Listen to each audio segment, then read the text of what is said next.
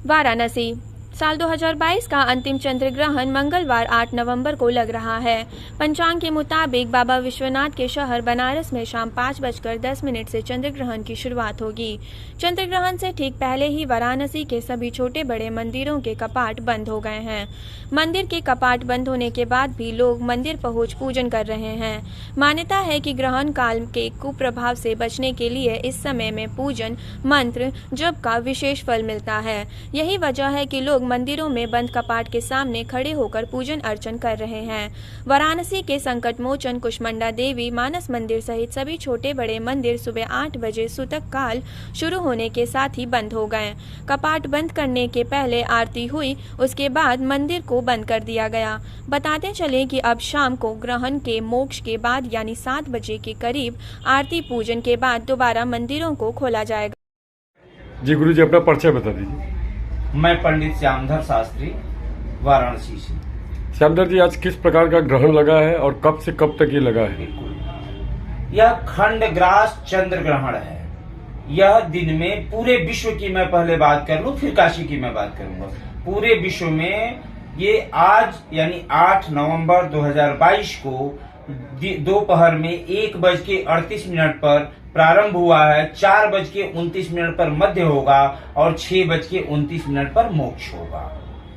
खासकर वाराणसी की अगर बात करें तो यह चंद्र ग्रहण सायं 5:10 से प्रारंभ होकर के और 6:19 तक रहेगा। क्योंकि चंद्र ग्रहण में सूतक काल 9 घंटे का होता है, यानी मंदिर का कपाट प्रातः 8:09 पर बंद हो जाता है। इसमें लोगों को क्या क्या सावधानी बरतनी चाहिए?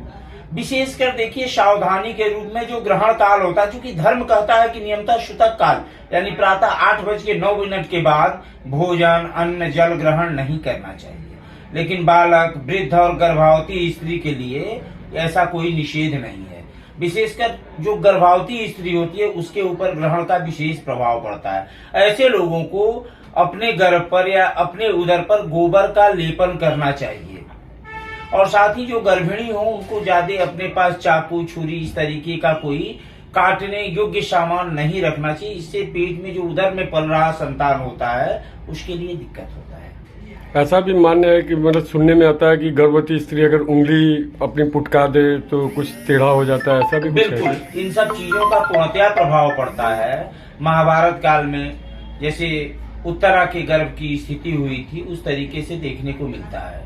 तो चूंकि होता क्या, चंद्र ग्रहण इसको आज हम चर्चा कर दें कि ये जो चंद्रमा होते हैं, चंद्रमा का जो कटान बिंदु होता है यहाँ पर केतु होते हैं। जब केतु सामने की तरफ आ जाते हैं तो वहीं ग्रहण दोष हो जाता है। क्योंकि इसका कहानी सूर्य मंथन से लेकर के, समुद्र मंथन से। गुरु जी, बात किया जाए तो अगर चंद्र ग्रहण जब खत्म होता है तो उसके बाद लोगों को क्या उपाय करना चाहिए? देखिए, ग्रहण के समाप्ति के बाद प्रत्येक मनुष्य को, जो मनुष्य है, क्योंकि चंद्रमा का हमारे जीवन पर बड़ा प्रभाव पड़ता है। चंद्रमा मनसो जाता, चंद्रमा मन का कारक होता है। तो हमारे मन में स्थिरता हो, एकाग्रता हो, इसलिए ग्रहण के समाप्ति के बाद यानी काशी में 6:19 के बाद और विश्व में और जगह 6:29 के बाद ग्रहण का स्नान करना चाहिए। उसके बाद यथाशक्ति दान करते हैं। अगर चूंकि चंद्र ग्रहण है, सफेद वस्तु का दान देते हैं तो विशेष लाभप्रद होता है। जी मैम, अपना परिचय बता दीजिए। मैं ज्योतिषाचार्य डॉक्टर श्रीमती वंदना पांडे, प्रख्यात ज्योतिष परिवार की परंपरा से हूँ।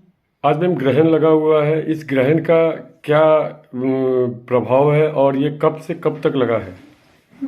आज देखिए, 2020 जुलाई के बाद से ये दूसरा चंद्र ग्रहण लगा है, जो कि कार्तिक मास में ये दूसरा ग्रहण है। एक ही चांद्रमास में ये दूसरा ग्रहण है, तो ये विशेष प्रभाव का है और ये खंडग्रास चंद्र ग्रहण है। इसमें लोगों को क्या क्या सावधानी बरतनी चाहिए? देखिए, ग्रहण काल एक तरीके से कहा जाए तो दोष भी है, लेकिन हम इसको बहुत सकारात्मक रूप में देखें कि ये साधना का समय होता है, भगवान को प्रसन्न कर लेने का। इस समय जो भी हम पूजा पाठ करेंगे, जिस मन स्थिति में रहेंगे, वो उन सारी चीज़ों का हमें कई गुना फल मिलेगा। तो अब चूंकि चंद्र ग्रहण है और चंद्रमा मन से जुड़ा हुआ है, जल से जुड़ा हुआ है, तो इसलिए इस समय में विशेष कर ये ध्यान रखना चाहिए कि सकारात्मक विचारों से व्यक्ति जुड़ा रहे, कुछ धर्म कृत्य करे।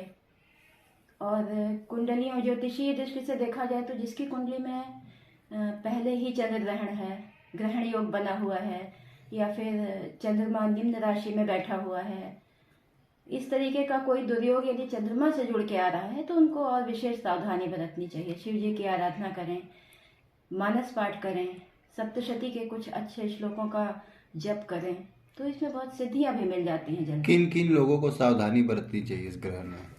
देखिए, सावधानी तो सभी को, कोई ऐसी विशेष ये घटना नहीं है, ये तो खगोलीय घटना है, प्रायः घटित होती है, घबराने की जरूरत नहीं है। लेकिन सावधानी में ये बरतना चाहिए आदमी को कि जिसकी राशि पर ठीक नहीं है वो ग्रहण ना देखे।